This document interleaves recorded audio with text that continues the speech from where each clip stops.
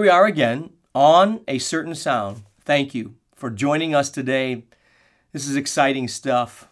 Psalm 14 verse 2 says this: "The Lord looked down from heaven to see if he could find a man who understood, if there were any that understood and sought after God." God is looking for men and women who understand. Men and women who understand what? Who understand the desire of God. What is the desire of God? For men and women to seek Him. That's God's desire. He's looking for men who will seek Him. A seeking God, seeking for men and women who seek Him. Isn't that great? A seeking God for men and women who will seek after Him. God is looking for people. What are the characteristics of seeking men and women? Now, if you've been watching this for any length of time, you probably know exactly what I'm going to say.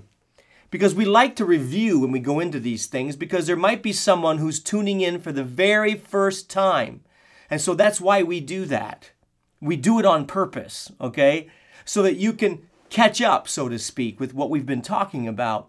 God is seeking for men and women who are seeking Him. What are the characteristics of men and women who are seeking God? One of them is this: they are worshipers in spirit and truth.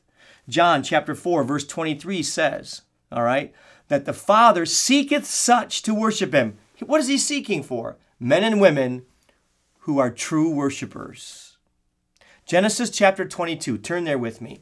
And let's look at what He is saying about worship. We need to talk about worship. Much of what's going on in the church world today that's labeled worship is not worship. I'm telling you the truth. Some people are worshiping worship itself. They're worshiping music. Yes, I'll say it again. They're worshiping music. Worship is not just music. Worship is words. Read Revelation. You'll find out what worship really is. And they said, "Worthy is the Lamb." Worship is also words that are not only said, but words that are sung. And they sung a new song, saying, worship. When was the first time it was mentioned? Genesis 22. Look at it, verse 1. "It came to pass after these things that God did test Abraham, and said unto him, Abraham, and he said, Behold, here I am." Now later on in that chapter, around verse 5, Abraham takes his son to Mount Moriah. He says to the men, "Stay here while I and the lad go yonder and worship." The very first time worship is used.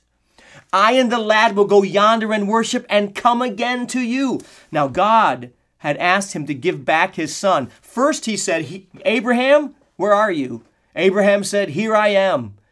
"Do this." Abraham obeyed. He takes his son to worship God.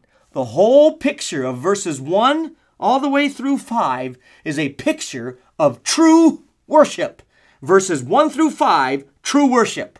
What is it about worship? Number 1, God's word was a priority when it comes to worship. When it comes to worship with Abraham, God's word is a priority. Let me say this: worship is more than singing. Worship is more than singing a song. Worship is giving God's word priority. That's what worship entails.